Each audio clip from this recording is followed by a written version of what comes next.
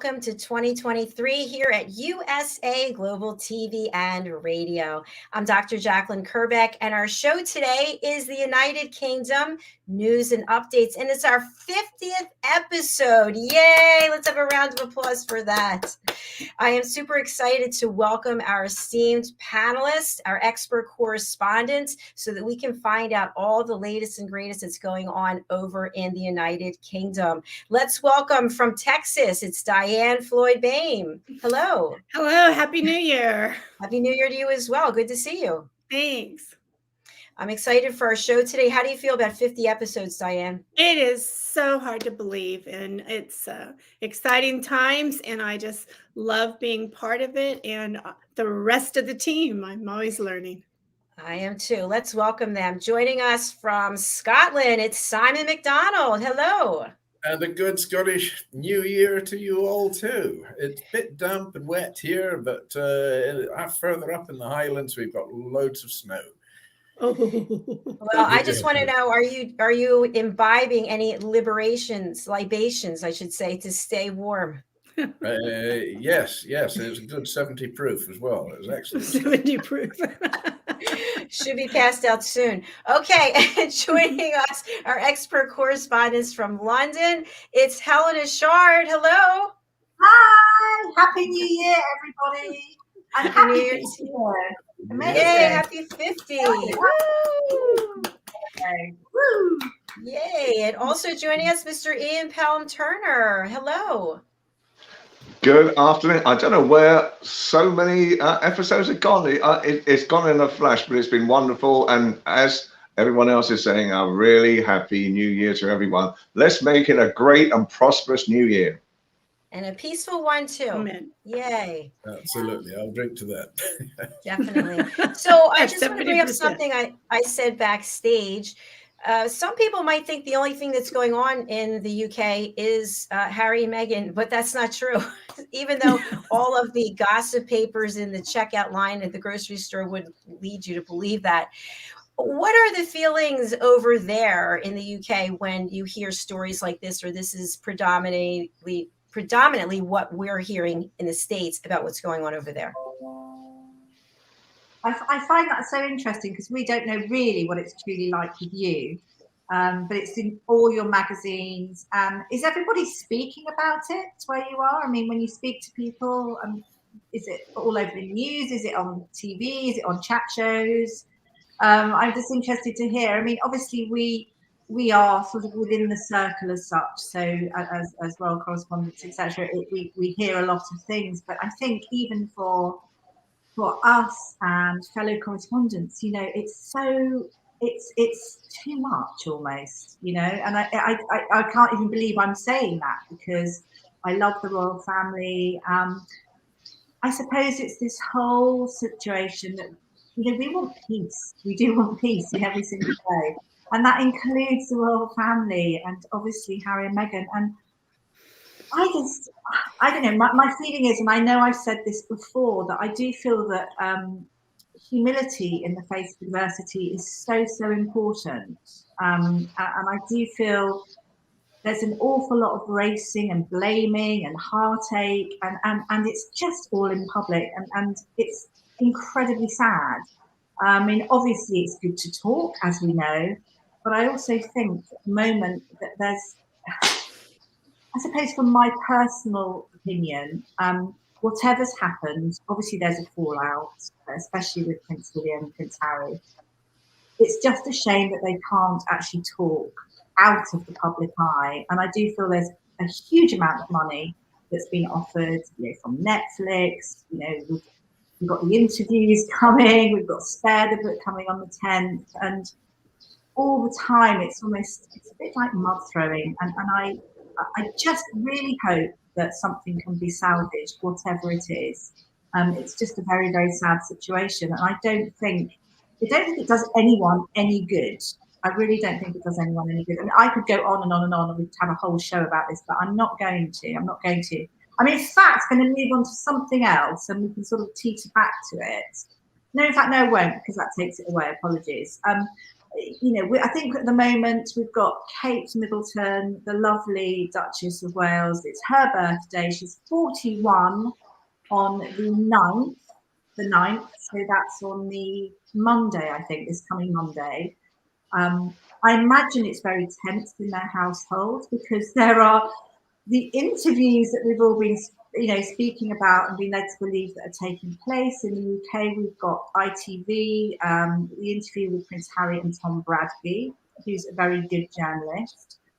There's lots of things that have been mentioned. There's been lots of snippets. And I think that's taking place at 9 p.m. I know that Anderson, CBS, is it Anderson? I'm not too sure of his full name, but I think it's 60 minutes.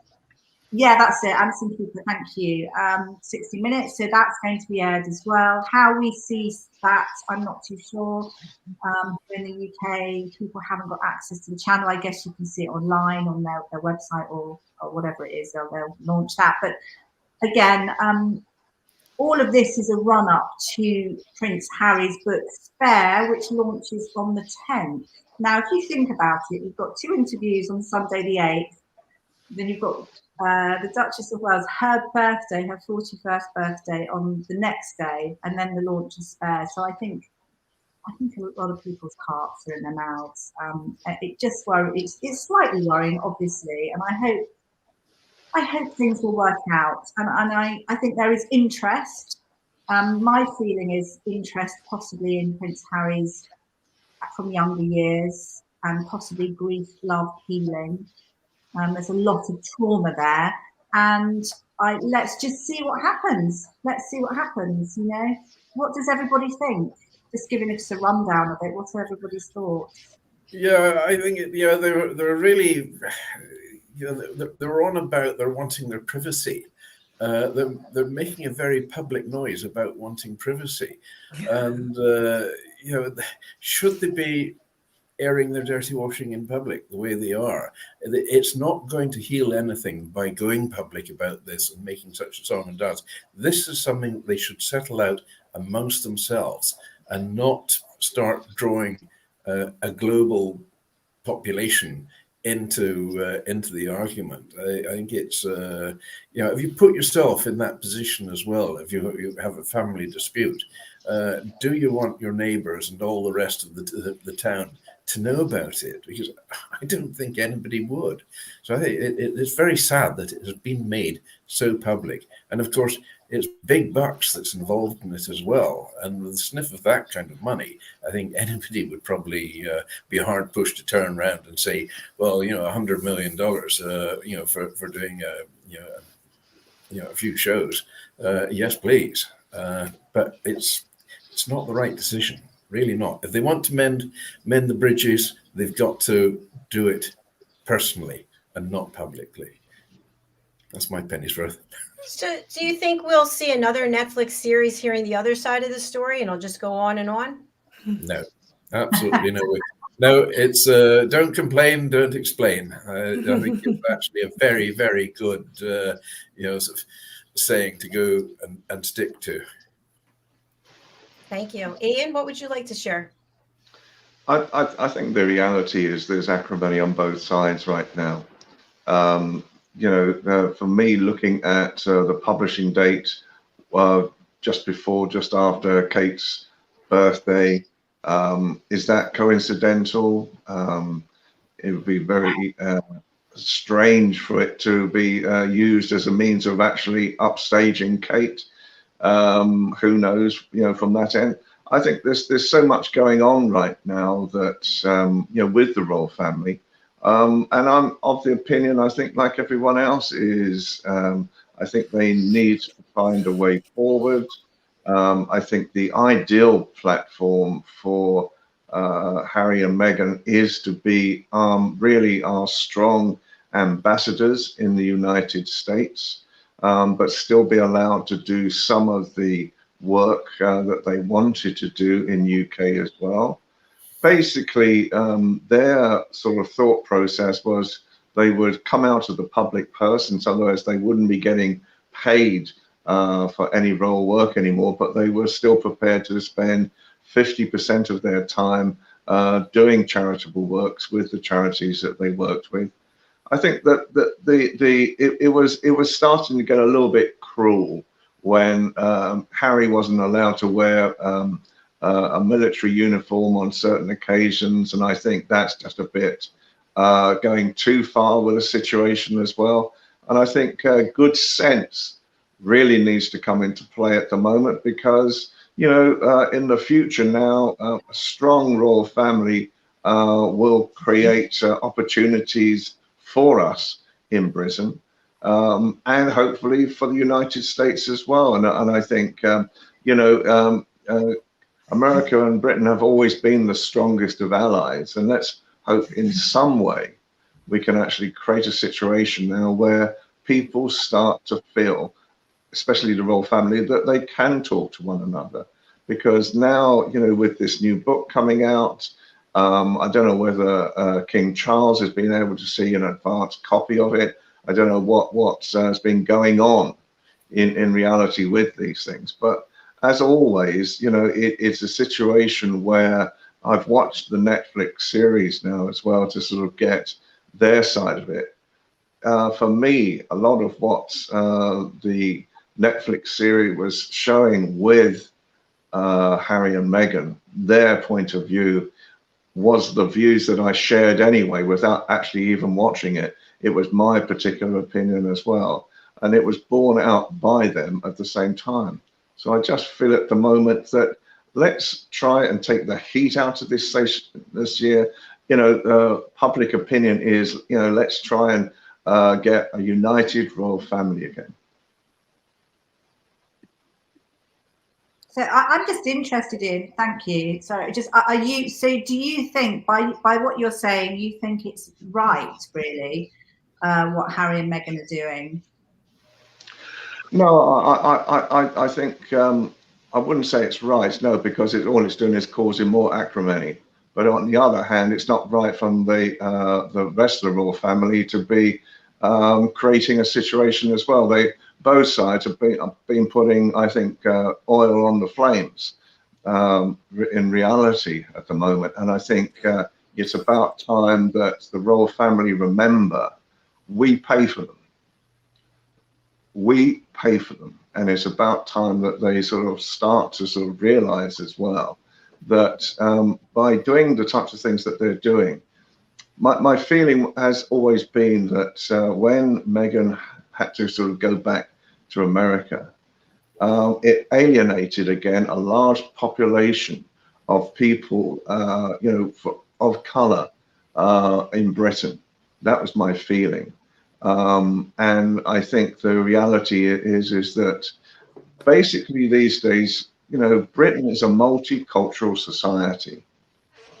And I think, you know, that the reality of having Meghan as part of the royal family, it made that multicultural society feel that they were all being listened to, they were all being respected.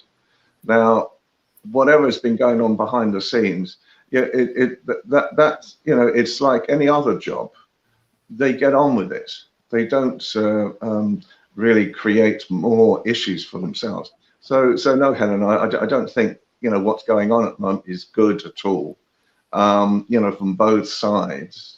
But I think, you know, when I listen to the Netflix series as well, I can understand that in reality, they were getting so much bad publicity. And where was that coming from? Who was feeding that in the first place? You know, from Buckingham Palace end, because that's where it was coming from. Why was all this happening? So I think, yeah, we should take the heat out of the situation right now. Absolutely. I don't think this is a good thing for Britain at all. But I think, as I say, at the same time, we pay for the royal family. And so it is time now for the royal family to set up a method of actually talking to one another, sorting themselves out. It's from my point of view, it saddens me because I've worked with him for years and years, and he's gone from someone who's championed the royal family to someone who's become quite disparaging towards the royal family, and that really saddens me that the biggest champion of all faiths and colour and everything is King Charles III. And it seems, Ian, you've listened to a Netflix series, which has, given millions of pounds. And you are definitely rooting for Harry and Meghan. And that saddens me, because I don't know what's happened over the years of all the work that we've done together, but you do not have that same fire in your belly that you used to have. And that's sad. I suppose in reality, I'm dismayed at what is going on. Totally, I'm dismayed that that in the past these things would have been dealt with much more amicably and worked forward. And the reality, as I say at the moment, is that basically, when I talk to sort of people in their sort of teens and 20s, there's not so much feeling for the royal family anymore. You know, I still am a royalist, but I want to be a realistic royalist as well. And things are changing so much, so quickly. And I think, you know, the reality with the royal family now is that they do need to find ways out of this. When I was on another channel and we were talking to some royal experts who were at one time the press officer for the royal family as well. And his private comment was that King Charles is just too weak to actually sort of sort this situation out. And, you know, as I say, you know, the allegations on both sides are distasteful. I get it. But what, you know, the royal family should remember, I feel, is that they represent a multicultural society. And in a lot of cultural eyes, in many different ethnicities in Britain at the moment, I think a lot of people just feel that they are disappointed that they feel that Meghan was pushed out. They feel, that's the thing, they feel, but, you know, who knows? I think the problem, I think where I'm coming from, and also being a royal correspondent, and I suppose I can say this, is that we have contacts, we speak to people, yes, we can get advice, etc., but no one truly knows. And it's very easy for people to just state, it's almost like taking sides. And I really, really don't like it, because at the moment it's very much, you know, everything's been filmed, everything, the small little things, like, you know, when they were in the aeroplanes as Harry and Meghan, they said, oh, freedom, and they filmed themselves in the aeroplane yonks ago, because obviously their Netflix deal had been negotiated years ago. And you think to yourself, all of this was done so far in advance. You wouldn't have recorded so much of your life unless that was the case, and that's disappointing. But I think it's very easy for everyone to just jump to, you know, it's almost like the Harry and Meghan camp versus the William and Kate camp, and it's wrong, because there has not been enough information. You cannot have lots of things published from a one-sided stance and then make 100% judgments. And I suppose, having been a royalist for years and knowing that certain accusations are so not true, I hope there is a little bit of a two-sided balance in due course. Of course, the royal family would not stand up, and there wouldn't be some kind of throwing muck for retaliation and answering, because that's just not professional. I think there's lots of things, like the book has to come out, and I think we'll see how things go. But I think for everybody, the whole world, you know, the whole Commonwealth, we just hope this works, that things work out. But anyway, do you know what? I'm going to move on to something else. Can I just Good. we have got, guess what else is happening on Sunday? And hey, it's not the interviews. It's not the interviews at all. So we have got something that's coming up, which is called No Trouser Tube Ride. What? Whoa, Simon, do you have your kilt ready? Yeah, I think this definitely calls for bringing that out the wardrobe. But the interesting thing about the no trouser tube ride, this is something that's been going for quite a while, but obviously due to COVID, it's not been done for a few years now. But hey, this is a British spin on the no pants subway ride, which was in fact started in New York in 2002. I didn't know so much about it, but it's.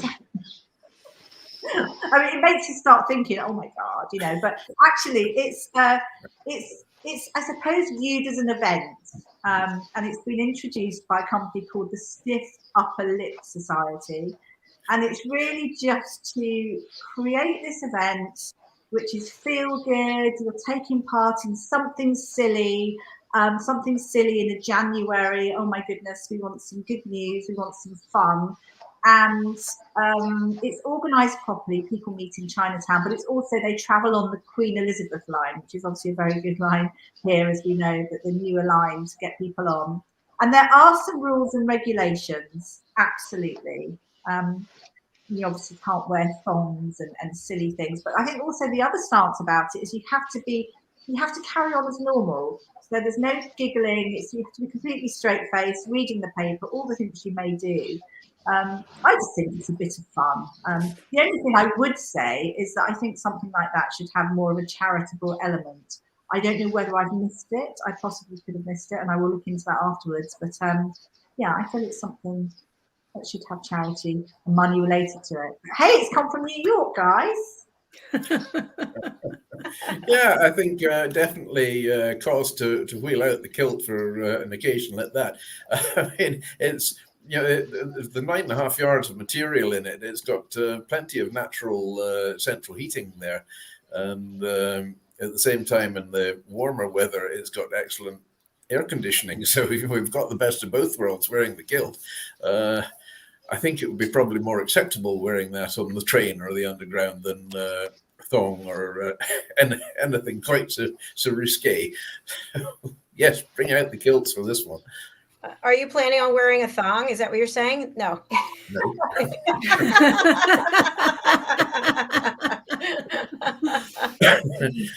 I wouldn't even sing a thong. Sing a thong. That's funny.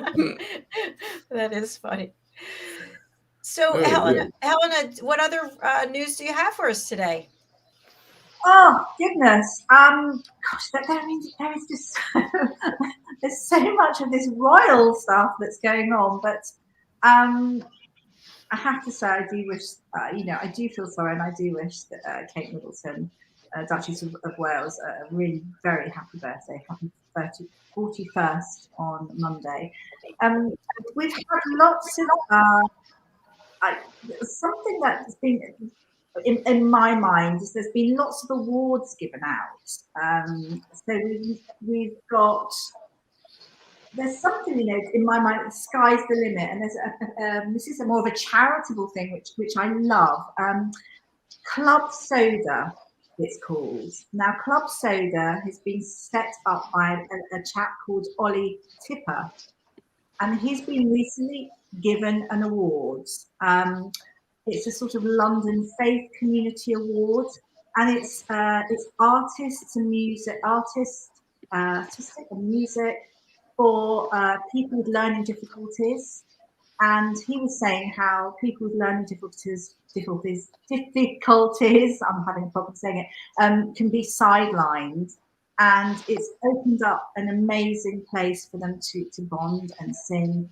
And just have a good time. So they've been given this award, well, he has, and he feels so excited to be recognised about it. And it just goes to show that to shine a light on something, and it's just something small, an everyday person that's set this up. It's amazing, and it's so inspirational. And actually hearing some of the people talk who are part of this people with learning difficulties, it's their life, and it's given them everything, and I just find that incredibly exciting. And I suppose it's a little bit of a twist on the new honours list that's come out. I mean, so many people have been given some honours this year. by King Charles III. But I just thought it was lovely to speak about Club Soda, and it'd be really good, I think, to bring some people on the show as well to share their story.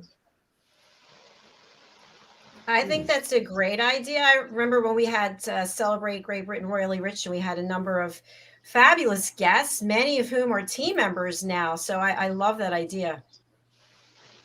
Yeah, I'm just going to hark back there a little bit, rewind a little bit. This Sunday, did you say it's no trousers on the train day? I think it's going to be no train on the trousers. I think it's going to be no train on the trousers day. They're all out on strike.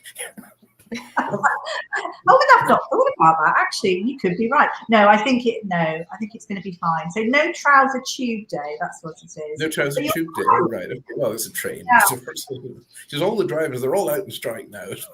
Diane, you're on mute. We are. I said, so the strike will be over by Tuesday, right? Maybe. No, I doubt it. It seems to go on and on and on. This is one of the problems we've got in the UK just now. It's I think everybody's probably finding this cold weather, they all want to hibernate, so let's go and strike instead. And we've got a crisis on the railway lines with the strikes escalating. Our male men are going on strike as well. And nurses as well, which is a really serious situation that we've got. Our health service over here is in a very, very desperate state just now. And they're scratching their heads for solutions, how we're going to get out of it. I mean, I recall they built these Nightingale hospitals, taking over the Exhibition Centre in London and the SSCC in Glasgow and various other locations through the country to build a temporary hospital basis to allow for the overflow and the overspill of the COVID patients. Well, of course, they've been dismantled. I think now's the time. They've got to very hurriedly put them back into place again to take the overspill that we've got now in our hospitals. And they say a lot of the overspill is because there are a lot of people in the beds who they're ill, but they're not desperately ill thing, which they could be put somewhere else for care to free up hospital beds. So here we are, these Nightingale hospitals, temporary hospitals, ideal opportunity. Let's get them built, and then we can start smoothing out the issues with the health service in the UK. Everybody seems to be going on strike. Not me. I'm still available. So I have a question. Do y'all have what's called minor emergency over there, and they have beds where you can stay, 24 hours, sometimes 48? Do you mean like emergency I think rooms? the situation here is there's no such thing as a minor emergency now. It's a national crisis. Okay. more like it rather than a minor emergency. Wishful thinking for a minor emergency now. I mean, ambulances are becoming a bit of a rare thing. They're all parked up outside the hospital with the patients inside them, waiting for an opportunity to get into the hospital. Yeah. So people are being advised now, only call for an ambulance if it is absolutely critical, and if possible, bring the patient in yourself. So that's when you get the patient there, it's what do you do with them? Where do they go? Do you join on the queue with the 10, 15, 20 ambulances that are waiting, parked outside, waiting to get their patients offloaded into the hospital or what? It's a very difficult situation just now. Not a good time to be ill, I can assure you. Not in the UK anyway. Mm-hmm. That's really tough. Oh, sorry, Diane. No, it's okay. I just know that once we had some backup pre-COVID, even where my brother, who now is in heaven, but he had suffered from diabetes really bad, and the hospital was so backed up that the gurneys were in the hallways, and I know I stayed with them for almost 2.5 hours before they had a bed. So do y'all put people in the hallways on the gurney, and the nurses can check on them until the room happens, or is it you have to wait till the room is completely open? No, well, the corridors are full in quite a lot of They the are. hospitals. They say they're even having to wait in the ambulances outside Yeah, I as caught well. that. There's no room in the hospital in the corridors even. So That's it's amazing. very, very difficult situation. Very scary. You never know what could happen to somebody waiting in the corridor. So Absolutely, yes. It's true. I was just going to ask if one of you can explain to people who are not familiar with the healthcare system in the UK, because it's different than other places in the world. Can someone explain about NHS? Yeah, National Health Service is it's essentially Sorry, it was started in 1948, and the idea behind it was that each of us during a work lifetime actually paid so much percentage of our wages into what was called the National Insurance Stamp, and that actually financed the National Health Service, and has and obviously with government support, that's how the National Health Service has actually carried on. The problem nowadays is that there's been severe cutbacks by the government on the National Health Service over the past 10 years. And so a lot of the nurses and doctors that were here before, and especially from Eastern Europe, for example, have gone home. And so we have 90,000 nurses alone, shortage in UK. And so what's happening at the moment now is that the health minister is saying, well, we've got an agreement through a middle body, if you like, that decides unanimously away from the government what the pay award should be. And I think the reality then is that the health unions are saying this is nowhere near enough. And so basically, the government is saying, if we start giving pay awards of 10 or 11%, or as in the nurses' case, they're wanting 19% pay increases. This is the figure that's been bandied around. Then all that's going to really happen is that inflation is going to carry on as well at the same time. But then some startling figures are coming out at the moment, because one of the heads of the hospital trusts in Britain was now saying that because of the problems with strikes alone, he expected 500 extra deaths every week happening because the medical services are not there. So what's really hit the NHS more than anything was the pandemic in 20 to 2021, and that put huge strains on it. And Simon was right that these Nightingale hospitals were set up, these temporary hospitals were set up in really large arenas to actually sort of try and work with people who had got COVID. The problem now is that they could set these up again, but the problem is they don't have the staff to look after the patients, and that's where the problem starts. that's tough. Yeah, I think the rate of people, staff, nurses and doctors leaving the health service is actually greater than those joining it. So it's a steady drain on the resources. In a way, you can't blame them. I mean, they are really, really working, like you've never worked before, and with the wage increases which they have had has not kept up with inflation. So effectively, it's actually they're getting a wage cut and not a wage increase. So it's a very sad situation.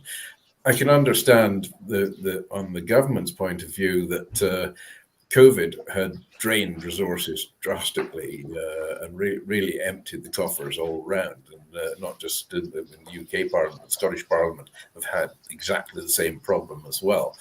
And it's been a huge drain in resources, and they just haven't got the facility to catch up on that immediately.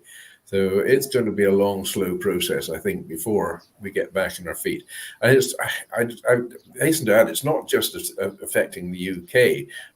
I mean, I think there's 5 major economies in the world are struggling just now. So this is a global issue now. It's not just localized to the UK. It's a global problem. I agree with that completely. Helena, you've got something else cheery to do. Anything positive. Happiness. Happy news. I think Helena's frozen. I think so. So based on what we just heard, are any of you doing anything differently to make sure that you keep yourself safe in terms of your health? I think the reality is, I think we all are, in our different ways. That the problem has been that so many of the costs have gone up in the past few months, and especially the inflated prices of heating and energy, for example. And we've had this situation for some time now, whether we heat or we eat, because of what's going on. And I think that from a health perspective right now, again, people of my age group, now just cannot afford to keep warm. And so, and even then with food prices are going up extraordinarily at the same time. And I think, that at the moment, good sense needs to come to play right now.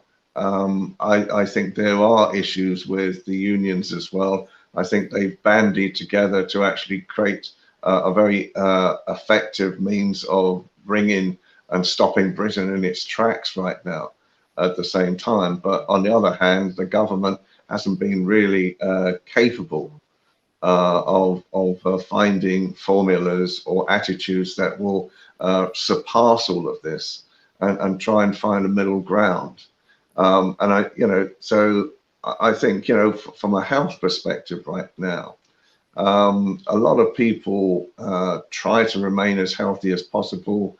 But the problem is, as I say, with health right now, it is a growth problem.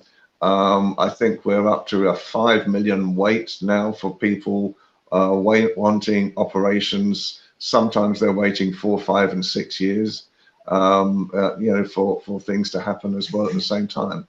So it's not a happy picture right now, but this can be changed. And I think, again, in reality, austerity didn't start at 2020. It started in 2010, after the previous Conservative government really decided to try and balance the books by cutting on everything at the same time. And so that's where I think the National Health Service have had a problem. But on the other hand, I do believe as well, there's a lot of wastage going on in the National Health Service as well.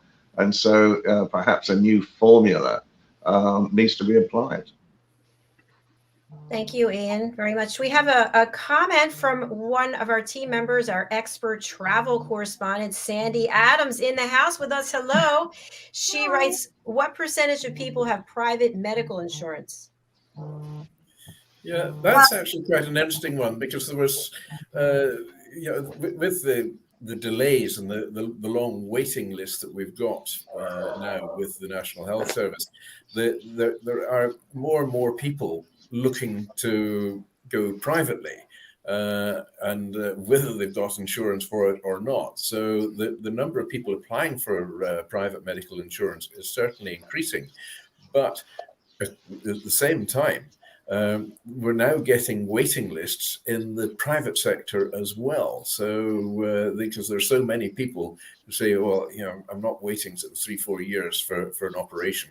I need to go private. And there's so many people doing that now the private sector is in itself starting to get quite a lengthy waiting list. Are there physicians that only handle private cases? Harley Street's full of them, yes. Yes, no, there are a lot, but there are a lot of doctors and surgeons and so on who will handle both National Health Service and private patients. And of course, obviously, they're getting paid well for the private ones, so they'll prioritize them. But as I say, the list are just getting so long now that it's affecting both sides. Thank you so much for that, Simon. Helena? I'd just like to say that the having had friends and family who have been in hospital and had friends and family waiting in corridors for over 24 hours and unfortunately not getting the help they need. A lot of the private healthcare, in fact, they rely on the NHS anyway. So you may be able to be springboard to have a scan or something very quickly, but a lot of the time they don't have everything to hand that's required. So everyone thinks, oh, we'll go private, but a lot of the private practices do rely on the NHS. It's not quite as seamless as you think, which is sad. And it's quite interesting because obviously Rishi Sunak, who is our Prime Minister, he obviously is private, and I think a lot of people are feeling quite angry towards him because he's saying, you know, the NHS has got enough money is pumped into it, absolutely fine. We just have to sort of work towards streamlining things. But do you know what? They've introduced food banks into hospitals for the staff. So that says something, doesn't it? That's interesting. Yeah, absolutely. You know, I just was thinking to myself that Diane, you're on mute. Just 1 second. I was thinking we need to have Sandy Adams on this program because she's our expert when it comes to travel. We want people to come to the United Kingdom. We want people to visit. So we need to have Sandy on the show to work with you all about where are the places to go and when people should come. So Sandy, invitation for you to join us. Ian, something you wanted to add? I think, yeah, I mean, Great Britain is a great place to visit. You're quite right, and I think the reality at the moment is, although we're going through troubled times, we desperately need the American dollar, you know, the yen, all the different currencies coming back into this country. A large proportion of our hospitality industry at the moment is agog waiting for people to come back. As well. And I think, from a tourism perspective, you couldn't get a finer holiday if you're from, a warmer climate like America to come across and learn about the heritage and culture of Great Britain itself as well. And I think, we're all very prepared and ready for hopefully a very good spring and summer. And obviously the biggest event that we will be, Helen and I will be looking at, is obviously the King's commemoration and crowning, in a few months' time. And I think, that will have a lot of people coming back again as well.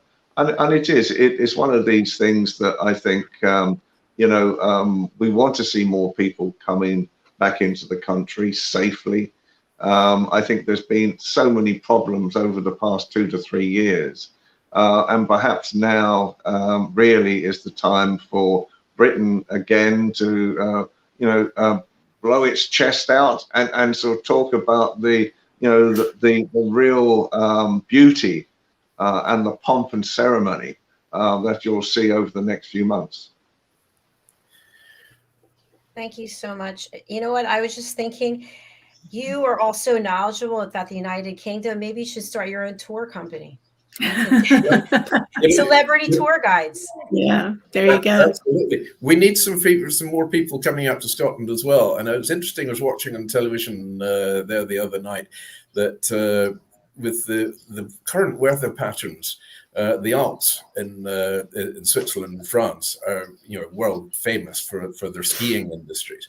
And they've got no snow. They've got the hottest temperatures they've had in the winter for a long, long time. And the ski slopes have just diminished and dwindled away to almost nothing. Now, in Scotland here, we've got a skiing industry here as well. And it's quite a well-established skiing industry. And the unfortunate thing was actually last week, 2 of the ski resorts in Scotland were closed, because they were blocked with snow. You couldn't get to them. So It's a bit ironic, isn't it? Yeah. Stop your car, get out, get your skis on, and then ski the next 20 miles to get to the ski resort.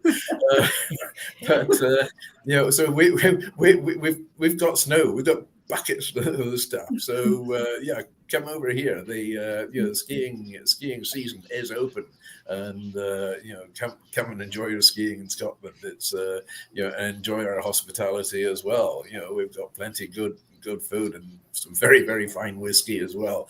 So that's not just the skiing, but it's the après ski, which is a lot of people regard as probably being the most important part of a skiing holiday anyway.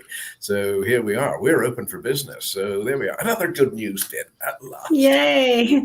And also you'll have the wonderful West End. So yeah, it's beautiful. In fact, it's one of my New Year's resolutions, and I'm not really someone that does millions of them, is in fact we have so much in the UK. We have wonderful productions on our doorstep. And one of my things is that I am going to actually try and visit everything, because it's such a shame, obviously we're working, we're busy like everyone is. But we have so much over here, so many wonderful museums, so many artists, so many things on display, so many magical places to go and magical people. So that's one thing that I want to do. And also having people come over, especially from the States, we just really want it. We really look forward to it. And just to say that the coronation is on the 6th of May. So that's the time to plan your flights over. And there's some fantastic hotels as well doing great deals. The coronation, 6th of May, Westminster Abbey. Archbishop of Canterbury also conducting it. And there's so much to see, so much excitement. And I just think that we're all so happy, and we just want lots of people back. We want it to be thriving as it's always been.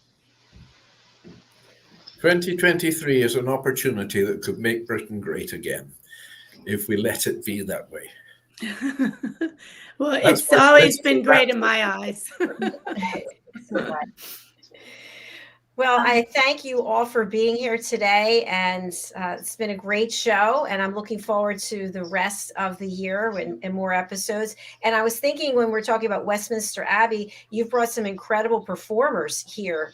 When we had Celebrate Great Britain Royally Rich, maybe we can look into that as well, if they're not when they're not performing, I should say. That'd be great. Yeah, for sure. All right, let's go around as we always do, and whatever you want to share with the audience about how to reach you, or what you're doing, or just some words of kindness. We'll start with DIANN. Well, thanks a lot.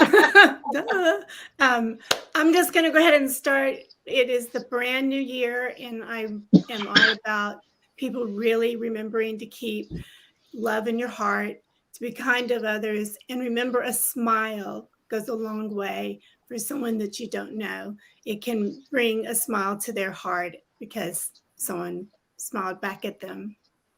Thank you. Thanks, DIANN. Fabulous. Over to Simon, who's getting ready with his thong. Go ahead, Simon. Wrong or song? It's wrong. I'd like to say, Happy New Year to absolutely everybody, and especially to the crews currently in the Cape Town to Rio yacht race just now. I've got friends there who are in the race this year, and they're sailing the oldest boat in the race. It's a 50-year-old boat, which was actually, it's ironic, this is the 50th episode of this program, and it was 50 years ago that the Cape de Rio race was inaugurated, and this boat sailed in the first race. Old stager of a boat called the Impossible Machine. It belongs to quite a well-known singer in South Africa, but I know a number of the crew there, so I wish them well. They set out, I think, the day before yesterday on the leg of the race, and fair weather, following winds, and good seas. There you go. Very, very nice. Thank you. All right, over to Helena. Happy New Year to everyone as well. And I think a couple of things that I want to say. Firstly, something that I've worked on for years and years and years, and I think we all do on this platform too, but sharing uplifting, powerful, constructive news and stories, obviously with advice. It ignites conversation, and it creates positive change, but it helps towards creating positive change. And it's something that we all should hang on to and always be promoting, in a way, good news stories. But secondly, this is something that's something I've been looking into as well. New year, you think of all these New Year's resolutions, but something I'd looked into as well, obviously to look back and reflect is very, very important. But there is something which is to do with Dutch lifestyle. My brother-in-law is from Holland, and it's something called Nixon. And we should not reprimand ourselves and feel that we should always be working towards something and racing. Nixon is the concept of doing nothing.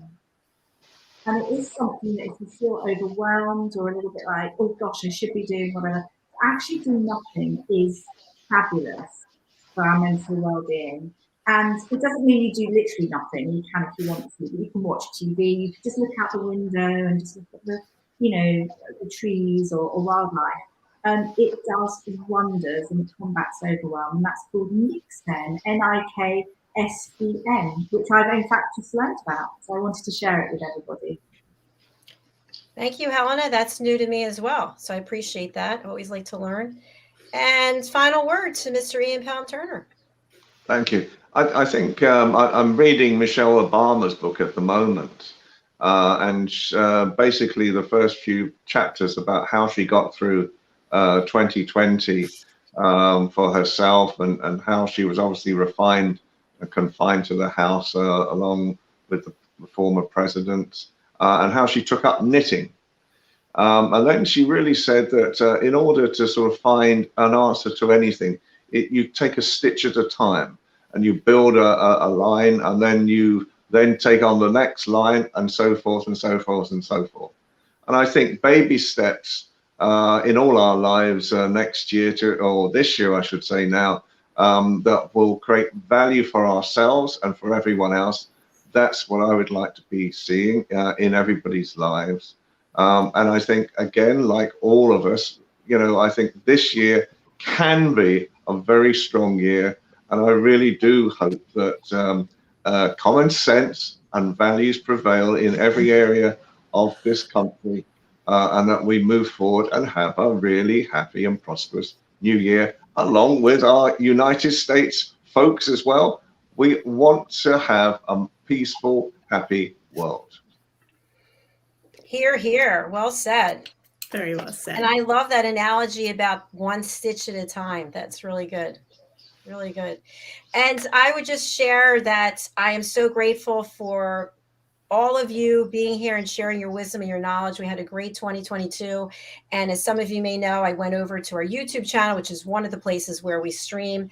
And I just looked at the numbers from 2020, which was, I think we started in October. I'm not positive, but from where we were then to where we are now, we are just going up this way. And it's because of each and every one of you and all of the loyal followers that we have, people who are commenting, liking, sharing, our team, our sponsors. I just want to say thank you. It is such an amazing feeling and place to be, knowing that we are giving people the ability to share their stories. We're providing education, hope, and inspiration. So thank you to each of you. I love you. And I just can't say enough how much it means that you're here.